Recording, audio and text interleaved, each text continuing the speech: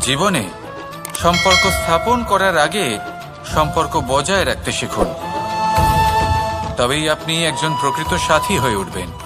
জীবনে পরাজয় মানার পূর্বে বিজয়ী হওয়ার চেষ্টা কিভাবে করতে হয় সেটা শিখুন, তবেই আপনি একজন নিপুণ ব্যক্তি হয়ে উঠবেন।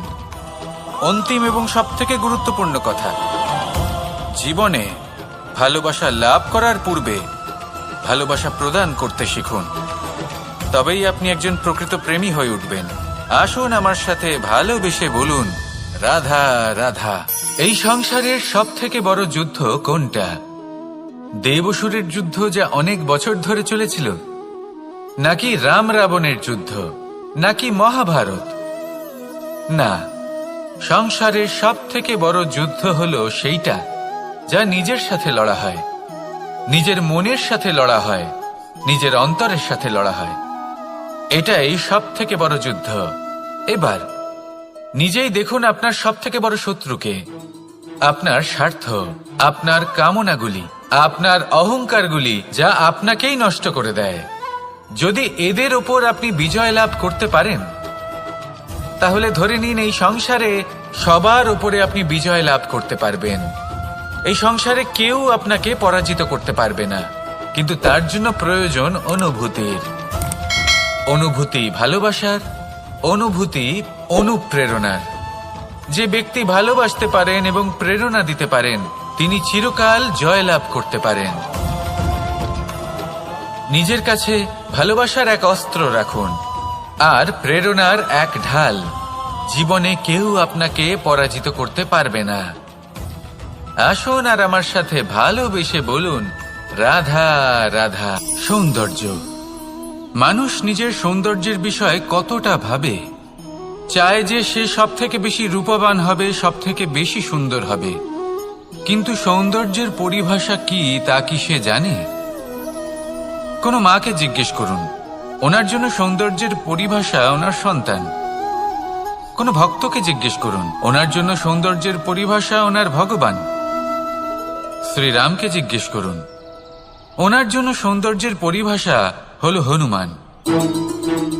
ভাঙা হানু, ফুলে যাওয়া মুখ, দেখতে গেলে উনি বানর, লম্বা লেজ, এত নিরীহ যে ওনাকে অমূল্য মালা দিলে সেটা ছিঁড়ে তার ভেতরে শ্রীরামকে খুঁজছিলেন। কিন্তু ওনার ভাবনা কত সুন্দর।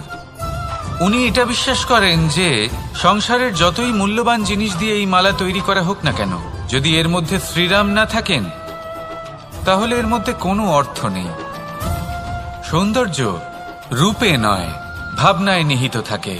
যদি আপনি সৌন্দর্য প্রাপ্ত করতে চান, তাহলে তা কর্মে নিয়ে আসুন, ভাবনায় এবং বিচারে নিয়ে আসুন। এই সৌন্দর্য আপনার সাথেই থাকবে। যদি আপনি সৌন্দর্যকে রূপের মধ্যে খোঁজেন, তাহলে কিছুক্ষণের জন্য পাবেন। সেই সৌন্দর্য সময়ের সাথে হারিয়ে যাবে। সৌন্দর্য যদি পেতে চান, খুঁজতেই চান, তাহলে হৃদয় খুঁজুন, কর্মে খুঁজুন। মন প্রসন্ন হয়ে বলবে, রাধা রাধা। এই সংসারে মানুষ জন্মগ্রহণ করেন, বড় হতে থাকেন, পুরুষার্থ লাভ করেন, অর্জন করেন। অর্জন করা আসলে কি? বেশিরভাগ মানুষ বলেন অর্জন করা অর্থাৎ ধন সম্পত্তি অর্জন করা। আর কি অর্জন করা যায়? আর কি লাভ করা যায়? আসল প্রশ্ন হলো এটাই যে কি এমন আছে যা বাস্তব রূপে অর্জন করার যোগ্য। তা হলো ব্যবহার, জ্ঞান এবং সন্তোষ। কেন? কারণ আপনি যখন এই সংসার ছেড়ে চলে যাবেন, তখন আপনার ধন সম্পত্তি আপনাকে বিদায় জানাতে আসবে না। আপনাকে বিদায় জানাতে আসবে আপনার আপনজন, যাদের সাথে আপনার সুসম্পর্ক ছিল। সমগ্র সংসারে সহস্র মানুষ ধন অর্জন করে থাকেন। শ্রেষ্ঠ মানুষ হলেন তিনি, যিনি ব্যবহার, জ্ঞান এবং সন্তোষ অর্জন করে থাকেন, একে সকলের মধ্যে বিতরণ করেন। তাই এটাই করুন আর আমার সাথে ভালোবেসে বলুন, রাধা রাধা। সেই কখন থেকে এই পুস্তকটিকে দেখছি, কিন্তু এর থেকে আমি কোনো জ্ঞান লাভ করতেই পারছি না। এবার আপনি বলবেন যে আজ কেমন বিচিত্র কথা বলছি আমি। যদি এই পুস্তক থেকে আমাকে জ্ঞান লাভ করতে হয় তাহলে শুধুই তাকিয়ে থাকলে হবে না, আমাকে এই পুস্তককে খুলতে হবে, পড়তে হবে, তাকে বুঝতে হবে, তবেই তো জ্ঞান প্রাপ্তি হবে। বড়ই সহজ একটা ব্যাপার, কিন্তু একে যাপন করা অত্যন্ত কঠিন, তাই না? আপনি নিজেকেই দেখে নিন। আপনার কাছে অনেক জ্ঞান রয়েছে।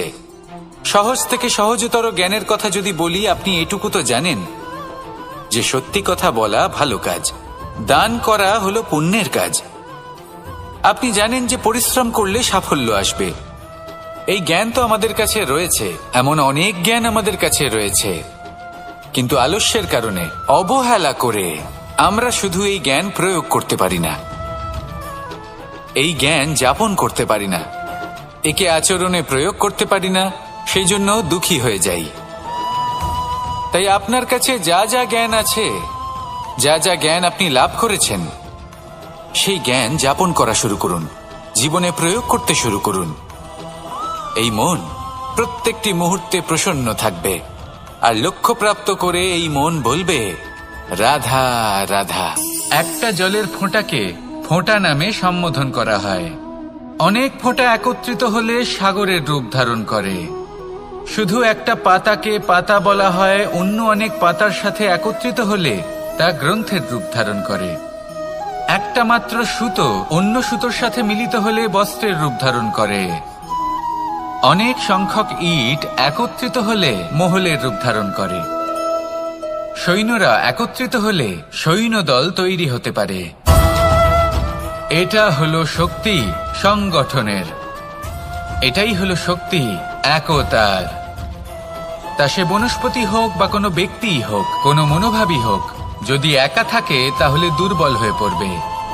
যদি সংগঠিত থাকে তাহলে শক্তিও বাড়বে, আর আপনাকে সামনে এগিয়েও নিয়ে যাবে। তাই এই একতায় বিশ্বাস রাখুন, আর আমার সাথে ভালোবেসে বলুন, রাধা রাধা। এমন কিছু রয়েছে মানুষের মনে, তাদের জীবনে এমন এক আবেগ যা সর্বজন বিদিত, যা সবাই জানেন যে উপস্থিত আছে। সেটাকে আমরা সমস্যা বলে থাকি। এমনিতে আমরা সকলেই জানি যে এমন কোনো গৃহ নেই যেখানে মৃত্যুর ছায়া পড়েনি, এমন কোনো বৃক্ষ নেই যার দ্বারা ওষুধ তৈরি সম্ভব নয়, এমন কোনো অন্ন নেই যা সময়ের সাথে বিষ বা অমৃতে পরিণত হতে পারে। এবার এই সমস্যাগুলি কোনো ব্যক্তির জন্য সমস্যা হতে পারে, কিন্তু নিজে থেকে এরা কোনো সমস্যাই নয়। এরা আসে আমাদের সাহায্য করতে, আমাদের কিছু শেখাতে। আপনি নিজেই দেখুন, পর্বতের শিখর থেকে কোনো এক পাখি পড়ে গিয়ে নিজের প্রাণ ত্যাগ করলো। সেটা কখন সম্ভব? যখন সেই পাখি ওড়ার চেষ্টাই করে না। তখন যখন কোনো ব্যক্তি জলে পড়ে যান এবং ডুবে গিয়ে নিজের প্রাণ হারান, এর সম্ভাবনা কখন বেশি থাকে? যখন সেই ব্যক্তি সাঁতার কাটার চেষ্টাই করেন না। তখন এই সমস্যা প্রত্যেকের জীবনে থাকবেই, কিন্তু এটা মনে রাখা প্রয়োজনীয় যে কোনো সমস্যা পরিস্থিতির কারণে সমস্যা হয়ে ওঠে না। এই পরিস্থিতি যখন আমাদের সামনে আসে, আমাদের তা কঠিন মনে হয়, আমরা নতমস্তক হয়ে পড়ি, ভয়ভীত হয়ে পড়ি, তার সম্মুখীন হতে পারি না। তখন তা সমস্যার রূপ নেয়। দৃঢ় হয়ে দাঁড়িয়ে থাকুন সাহসের সাথে, এই পরিস্থিতিগুলির সম্মুখীন হন, দেখবেন সমস্যা কখন সাফল্যে পরিণত হবে আপনি জানতেই পারবেন না। আসুন আমার সাথে ভালোবেসে বলুন, রাধা রাধা। এই সংসারে কখনো কোনো ব্যক্তিকে তার বাইরের পোশাক দেখে বিচার করার চেষ্টা করবেন না, এটা খুব বড় ভুল করবেন। যেমন আমরা জীবনে অনেক সময় এমন করি, ধরুন কোথাও একটা গাছ দেখলাম, খুব বিশাল আকারের একটা গাছ, যেটা মাটির থেকে অনেক উঁচুতে পৌঁছে গেছে, যার বিশাল শাখা আছে। সেগুলো দেখে আমরা ভাবি যে এই গাছে হয়তো কত সুস্বাদু ফল আছে, আমরা সেই গাছের পরিচর্যা করতে থাকি। আবার অন্যদিকে হলো একটি তৃণ, যেটা মাটি থেকে কিছুটা উঁচুতে পৌঁছেছে, কিন্তু সেই তৃণর নিচে, মাটির নিচে অত্যন্ত সুস্বাদু ফল বা সবজি জন্ম নেয়, যা আমাদের স্বাস্থ্যের পক্ষে অত্যন্ত উপকারী। সেই জন্য কখনো আবরণ দেখে কাউকে বিচার করতে চেষ্টা করবেন না। তার বদলে এটা বোঝার চেষ্টা করুন যে আপনার সামনে যে ব্যক্তি আছে বা বস্তু আছে, তার বিশেষত্ব কি। যদি এই বিশেষত্ব বোঝার ক্ষমতা আপনি অর্জন করেন, যদি এই শিল্প আপনি নিজের ভেতরে জাগ্রত করেন, তাহলে এই সংসারে বিশেষত্ব কি সেটা আপনি জানতে পারবেন। আর এই সমস্ত খেলা দৃষ্টি থেকে নয়, দৃষ্টিভঙ্গি থেকে জন্ম নেয়। দৃষ্টিভঙ্গি সবসময় শুভ রাখুন আর আমার সাথে ভালোবেসে বলুন, রাধা রাধা। যখন মানুষের মৃত্যু হয় তখন কি হয়? অনেক সংখ্যক মানুষ শোক পালন করতে চলে আসেন। যে ব্যক্তি মৃত্যু লাভ করেছেন তার অনেক বস্তু থাকে যেগুলো তার প্রিয়, যেগুলো তিনি ব্যবহার করেছেন। তার শয্যা, তার বস্ত্র, তার আভূষণ সবকিছু তার থেকে বিচ্ছিন্ন করা হয় এবং খালি হাতে তাকে শ্মশানের উদ্দেশ্যে রওনা করা হয়।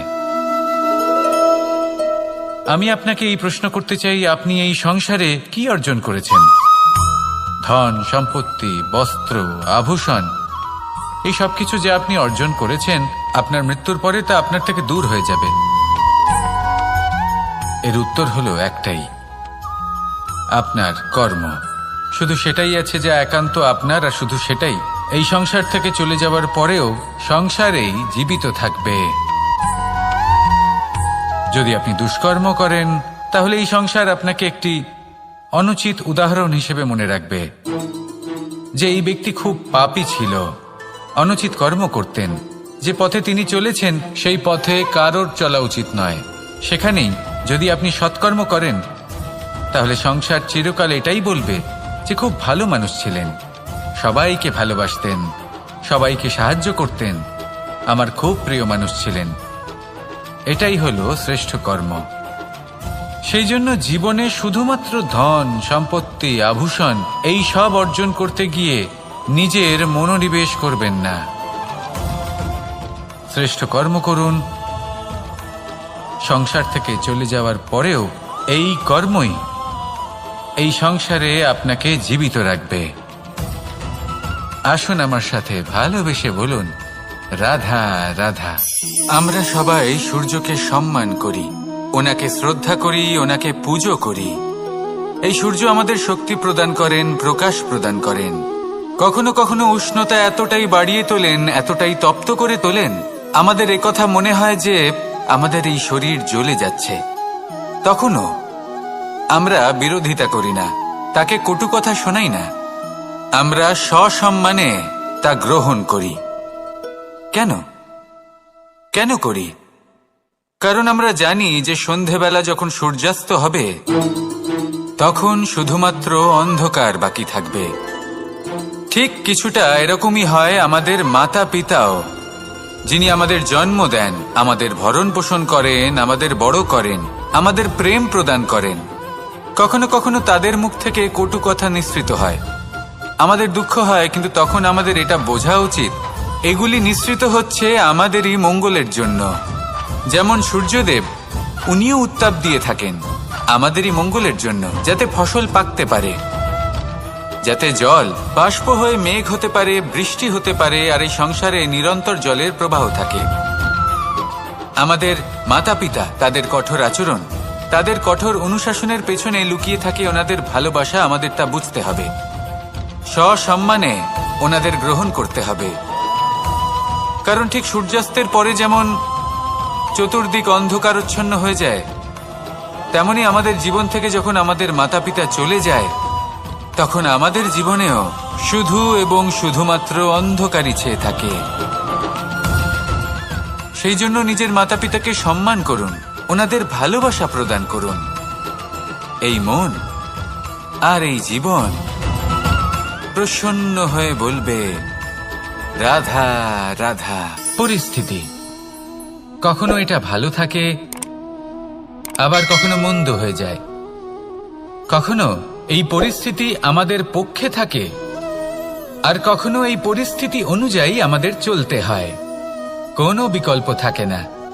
কিন্তু যখনই এই পরিস্থিতি খারাপ হয়ে যায় তখন কি করা উচিত সেই প্রশ্ন মনে জেগে ওঠে।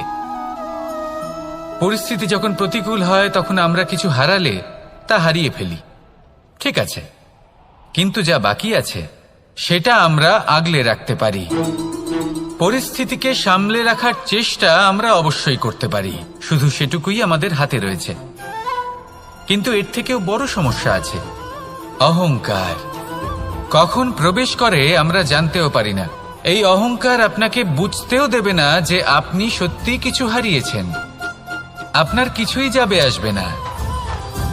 দেখতে গেলে আকাশের সূর্য নিজের প্রকাশ হারিয়ে ফেলে যখন অন্ধকার ঘনিয়ে আসে।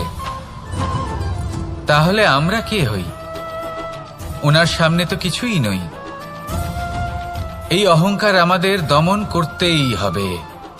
এটা বিশ্বাস করতে হবে যে এই সমগ্র সৃষ্টিতে আমরা শুধুমাত্র একটা কণা, তার থেকে বেশি আর কিছুই নয়। বিশ্বাস করতে হবে যে আমরা ততটাও বড় নই যে কখনোই কিছুই হারাবো না। এবার যেদিন এই জ্ঞান আপনি আত্মস্থ করে নিজের আচরণ পাল্টাবেন, মনে রাখবেন সেই দিনই অহংকারকে দমন করতে আপনি পথে অগ্রসর হয়ে পড়েছেন।